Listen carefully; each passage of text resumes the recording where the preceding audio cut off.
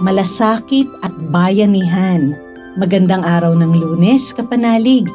Ginugunita natin ngayon sina San Andres Dunglac at mga kasamang martir. Ito po si Sister Rose Agtarap ng Daughters of St. Paul para sa mabuting balita. Magnilay tayo sa Ebanghelyo ngayon.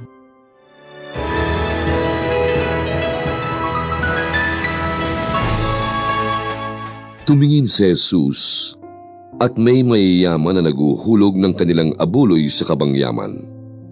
At nakita rin niya ang isang pobreng byuda na naghulog ng 2 barya at sinabi niya, "Talagang sinasabi ko sa inyo na pinakamahalaga sa lahat ang inihulog ng dukhang byudang ito.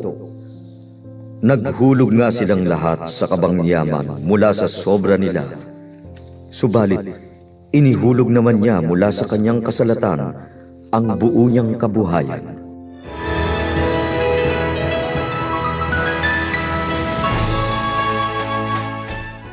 Nakita ni Jesus ang mayayaman na naghuhulog ng kanilang handog sa kabangyaman ng templo. At nakita rin niya ang isang pobreng byuda na naglagay ng 2 kusing. Pinuri ni Jesus ang byuda dahil sa kanyang kasalatan inialay niya ang buo niyang kabuhayan. Alam na natin ang kwentong to, di ba? Pero nung pinagninilayan ko ang ebanghelyong ito, na-curious ako kung ano ba yung kabangyaman o treasury sa templo. Sabi ng mga dalubhasa, ito raw ay tinatawag na Chamber of Secrets. Naku, hindi po Chamber of Secrets ni Harry Potter ha. Mababasa po natin yung tungkol dito sa libro ni Propeta Nehemias, chapter 10 verses 48 to 50. Dito pala inilalagay ang alay mula sa unang ani. Pero hindi ito hayagan, pasikreto. Dahil mula rin dito, tumatanggap ang mga mahihirap ng tulong para sila makaraos sa buhay, pero pasikreto din ang pagtanggap nila. Kaya para itong community pantry na kumukolekta at nagdi-distribute, pero in secret. Ang ganda, hindi ba? May kababaang loob at pananalig sa Diyos ang nag-aalay dahil sikreto ito, at ganun din yung tumatanggap mula rito. Alam nyo, naalala ko tuloy yung kwento ng mga tumulong sa mga kapatid nating nasa lanta ng napakalakas na lindol sa Cebu. Marami yung namatay, nagiba ang bahay, nasira ang mga ari-arian at mga ikinabubuhay. Hanggang ngayon, hindi pa sila nakakabangon sa malaking trahedyang ito. Pero alam nyo, dahil mga Pinoy tayo, natural na natural sa atin yung bayanihan.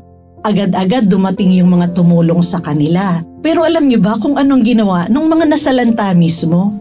Nagtimpla sila ng kape, naglaga ng saging na saba para makakain yung mga relief workers at ibang sumaklolo sa kanila.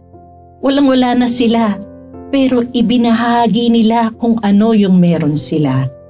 Nagsikap pa rin silang magmalasakit, magpasalamat at makipagkapwa. Di ba ito ang identity nating mga Pilipino? Pakikipagkapwa at pagmamalasakit sa isa't isa. Tulad ng pobreng byudang nag-alay ng 2 kusing. Masarap at nakakabusog ang nilagang saba at kape dahil ito'y inialay ng may pag-ibig at pagmamalasakit. Kapanalig, ano ang maiaalay mo sa Panginoon ng buong tiwala at pananalig? Anong maibabahagi mo ng may malasakit at pagmamahal sa araw nito?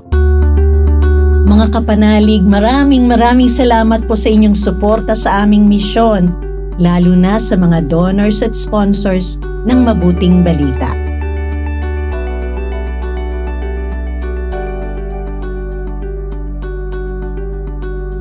Subscribe, like, share, and follow po lines sa aming social media accounts. At patuloy kaming humihingi ng inyong tulong upang maipagpatuloy ang programang ito.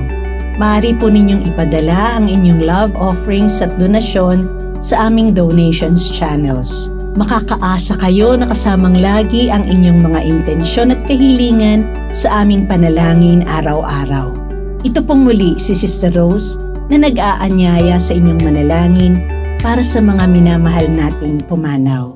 Pagkalooban mo sila, Panginoon, ng pagkahimlay na walang hanggan at mamulat nawa sila sa kaliwanagang walang katapusan. Naway magpahinga sila sa kapayapaan. Amen. We are here to provide a new way of communicating and proclaiming the gospel.